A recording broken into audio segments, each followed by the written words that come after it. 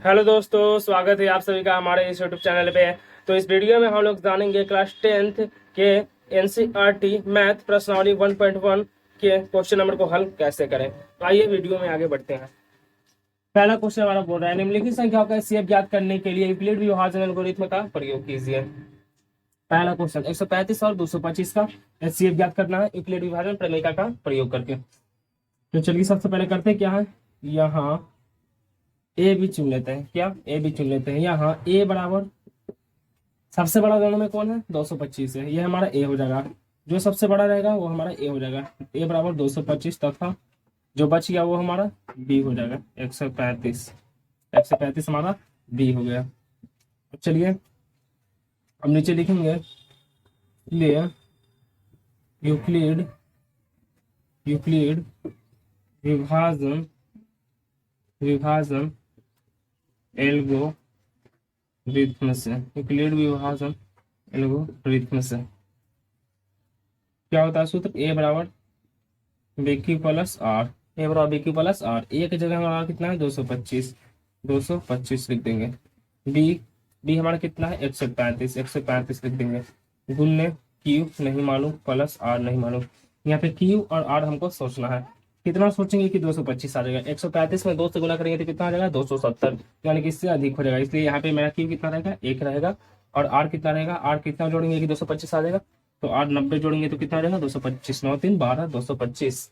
अब हमारा जो होता है बी, यहाँ पे जो क्वेश्चन में बी होता है वो हमारा क्या हो जाता है ए हो जाता है। अब आगे चलकर ए हो जाएगा 135, ये हमारा ए हो गया। और जो आर होता है वो हमारा बी हो जाता है, जो आर होता है वो हमारा बी हो जाता है। तो 90 कहाँ जाएगा, बी के स्थान पर आ जाएगा। फिर गुणने क्यू कितना सोचेंगे और आर कितना जोड़ेंगे, 135 आ जाएगा। 90 का 90, 90 दूना 180। यहाँ पे एक ही ना सोचेंगे, यहाँ पे एक हो गया। तो 135 लाने के लिए कितना जोड़ेंगे इसमें 90 में, तो 90 में 135 लाने के लिए हमको जोड़ना पड़ेगा 9 4 13, यानी कि 45, यानी कि 45 जोड़ेंगे तो 135 आ जाएगा। अब फिर जो मेरा बी है वो मेरा क्या हो जाएगा ए, और जो आर है वो हमारा क्या हो जाएगा बी।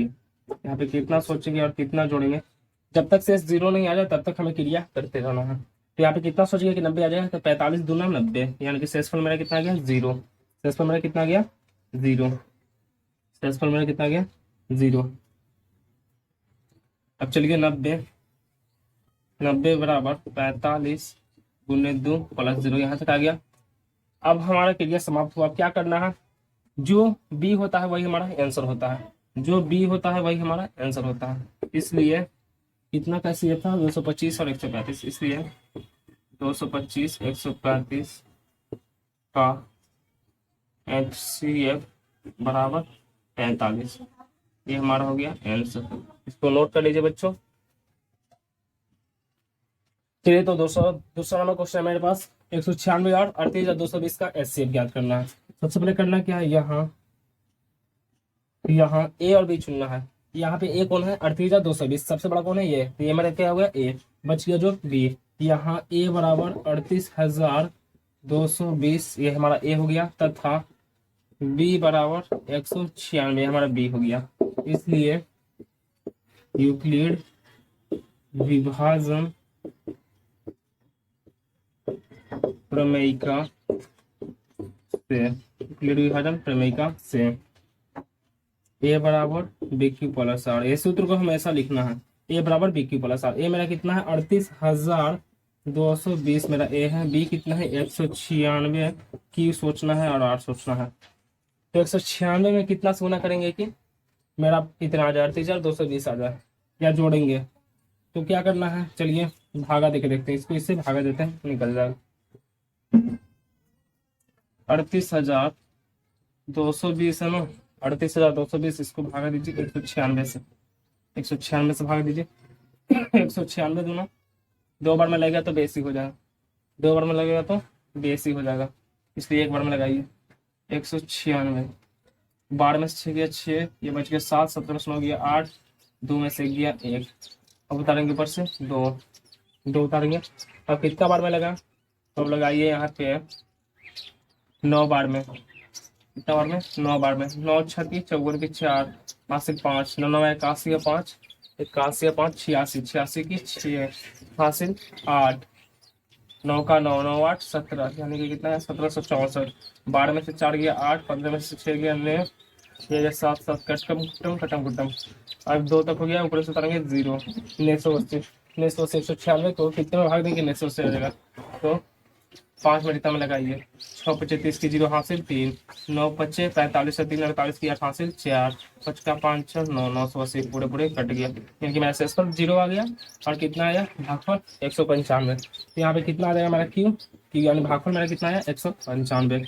195 से गुना करेंगे तो कितना आ जाएगा मेरा 38,220। और आर कितना हो गया मेरा? शेषफल 0 आ गया, शेषफल 0 आ गया, तो मेरा क्रिया समाप्त हो गया। अब क्या लिखना है? अतः लिखना है नीचे, अतः HCF कितना कितना था? 38,220, 196 बराबर कितना आया? मेरा बी हमेशा आंसर होता है 196। ये हमारा क्या हो गया? आंसर हो गया बच्चों। इसे नोट कर लीजिए कॉपी में।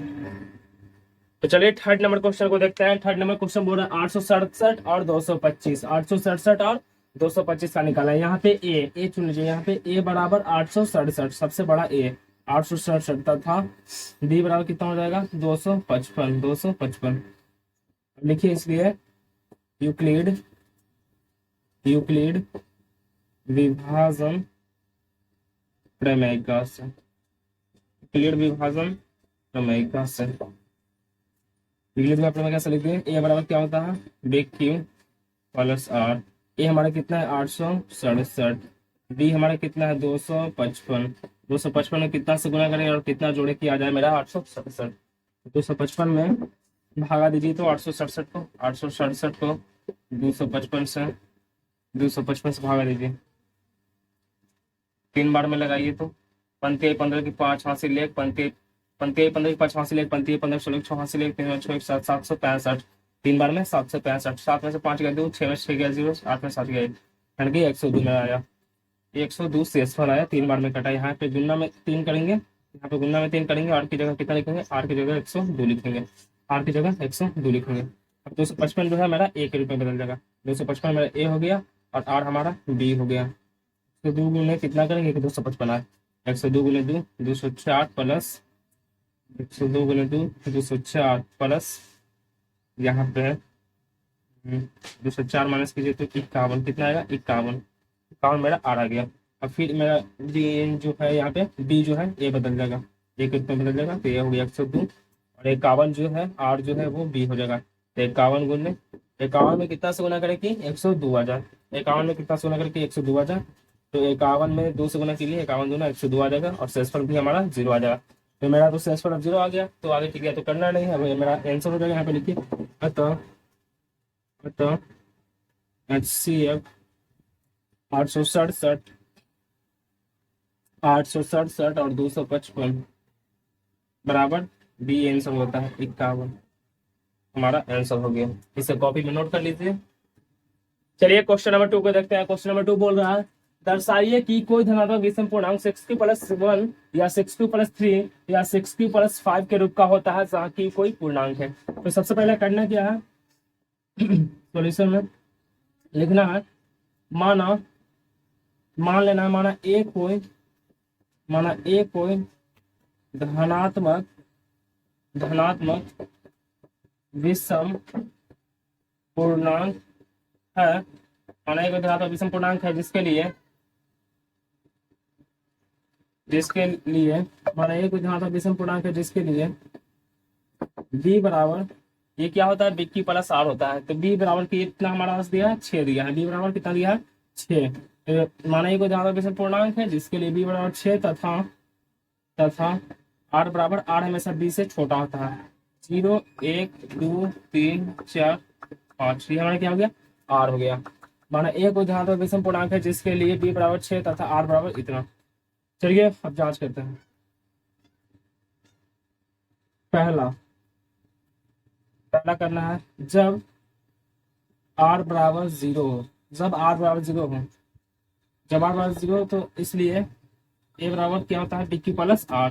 बी कितना है हमारे पास? 6q प्लस आर कितना हमारे पास? 0, यानी कि क्या आया? 6q, यानी कि क्या आया? ये इवन दूसरा कंडीशन टू, जब आर का मान जितना है सब पे जांच कर लेंगे। जब आर बराबर 1, इसलिए ए बराबर 6 + 1, 6 + 1 यानी कि ये क्या आ गया, ऑड। ये क्या आ गया, ऑड। यह हुआ सम, यह हुआ विषम। तीसरा, जब आर बराबर 2।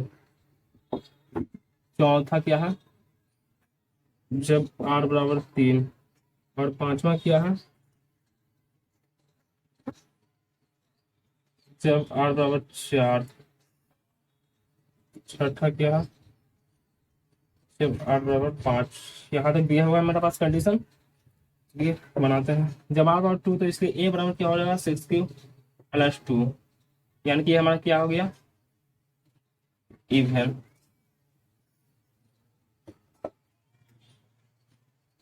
60 + 3 ये हमारा क्या हो गया, ऑड।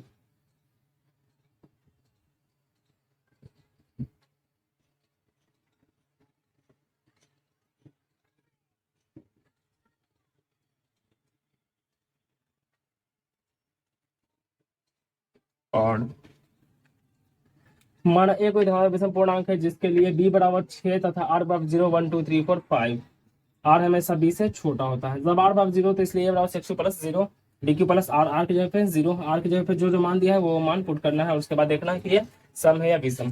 तो टुक्की प्लस के रूप में होता है, जो भी संख्या टुक्की के रूप में होता है, टुक्की के रूप में होता है वो होता है सम, सम। और जो संख्या टुक्की +1 के रूप में होता है वो होता है विषम। तो ये हमारा टुक्की के रूप में दिया हो गया विभेद, ये हमारा टुक्की +1 के रूप में है तो ये होगा ऑड। इसी प्रकार पूरा लागू हुआ। तो यहाँ तक हो गया। तो जब r बराबर 0 तो कितना है, 6 की इवन। जब r बराबर 1 तो कितना है, 6 + 1 ऑड। जब r बराबर 2 तो कितना है, 6 की +2 इवन। जब r बराबर 3 तो कितना है, 6 की +3 ऑड। जब r बराबर 4 आया तो 6 की +4 इवन। जब r बराबर 5 आया तो 6 की +5 ऑड। यहाँ तक हो गया। अब क्या बोल रहा था क्वेश्चन के, दर्शाइए कि कोई धनात्मक विषम पूर्णांक 6 की +1 या 6 की +3 या 6 की +5 के रूप का होता है। तो धनात्मक विषम पूर्णांक 6 की +1 के रूप में हमारा विषम आया।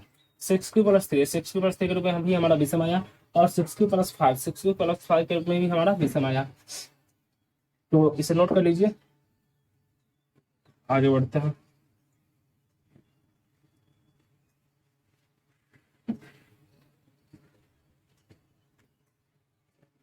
नीचे लिखना है, अतः अतः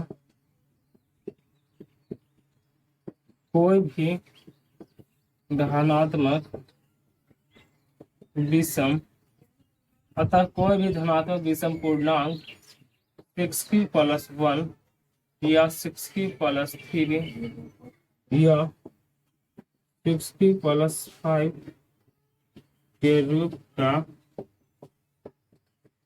होता है, प्रूव्ड। अतः कोई भी धनात्मक विषम पूर्णांक 6 की +1 या 6 की +3 या 6 की +5 के रूप का होता है, प्रूव्ड। तो चलिए बच्चों, नेक्स्ट क्वेश्चन हमारे पास क्वेश्चन नंबर 3 है। इसको पढ़ते हैं। किसी परेड में 616 सदस्यों वाले किसी परेड में 616 सदस्यों वाली एक सेना आर्मी की टुकड़ी को 32 सदस्यों वाले एक आर्मी बैंड के पीछे मार्च करना है। दोनों समूहों को समान संख्या वाले स्तंभों में मार्च करना है। उन स्तंभों की अधिकतम संख्या क्या है जिसमें वे मार्च कर सकते हैं। उन स्तंभों की अधिकतम संख्या क्या पूछा है हमारे पास, अधिकतम संख्या पूछा। तो जब जब क्वेश्चन में, जब भी ऐसे क्वेश्चन में अधिकतम संख्या बोलेगा तब हमको क्या निकालना है, एचसीएफ निकालना है। क्या निकालना है, एचसीएफ। अधिकतम संख्या बोलेगा तो एचसीएफ निकालना है। तो चलिए करते हैं सॉल्यूशन। इसको सॉल्यूशन, यहाँ यहाँ ए बराबर क्या हो जाएगा, ए हमारा सबसे बड़ा कितना दिया हुआ है, 616। ए बराबर 616 तथा बी बराबर कितना है, 32। इसलिए यूक्लिड विभाजन प्रमेयिका से जब भी हमारे पास अधिकतम संख्या बोलेगा तब हमको एचसीएफ निकालना है। इसलिए यूक्लिड विभाजन प्रमेयिका से ए बराबर क्या होता है, DQ + R। ए कितना है, 616। डी कितना है, 32 गुने क्यू नहीं मालूम, प्लस आर भी नहीं मालूम, आर भी नहीं मालूम। तो 32 को 616 से भाग देंगे। 32 जो है इसको 616 को 32 से भाग देंगे। 616 को 32 से भाग देंगे, कितना बार में कटेगा, 32 दहा को 320, 32 दहा को 320, 20 बार में कितना हो जाएगा? 32 दूना 64, 640। 19 बार में लगाइए, 19 बार में 9 दूना 18 की 8, 32 में 19 से ना, ये हो जाएगा हमारा 32 में 19 से गुना कीजिए, 9 दूना 18 के 88 ले 9 27 1 28, दुक्का 2 3 का 3 यानी 8 8 2 10 जो हाथ ले 3 2 5 1 6, कितना है मेरा? 608। 608 यहाँ पे लगाएंगे, 608 बार में 16 में से 8 गया 8, ये कितना हो गया? 16 में से 8 गया 8, ये हो गया 0, ये हो गया कितना बच्चों? 16 में से 8 गया 8, ये हुआ 0, तो ये हो गया 0 हो गया। तो 16 में से 8 गया 8, ये बच गया 0 में से 0 गया कटकुट, ये बच गया 6 में से 6 गया कटकुट। हमारा सेसफल 8 है, भागफल 19 से है, तो Q कितना हो गया? 19, और सेसफल कितना हो गया? 8। अब जो B है वो A के रूप में बदलेगा, 32 A के स्थान पे आ गया, और जो R है वो B के रूप में बदलेगा, तो 8 है। तो हमारा ये जो R है वो B हो गया। अब यहाँ पे Q कितना सोचेंगे और R कितना सोचेंगे? तो Q हम 4 सोचेंगे, 8 का 32 हो गया, मेरा 32 आ गया, सेल्सफल 0 आ गया। सेल्सफल 0 आ गया तो हमारा अब आगे क्लियर नहीं करना है, आंसर यहाँ पे हो जाएगा। अतः अतः HCF 616 32 बराबर कितना? B हमारा होता है आंसर 8, हमारा हो गया आंसर। तो चलिए बच्चों, मिलते हैं नेक्स्ट वीडियो में, अभी के लिए इतना ही सही। नेक्स्ट वीडियो में 4 और 5 नंबर क्वेश्चन के साथ आएंगे।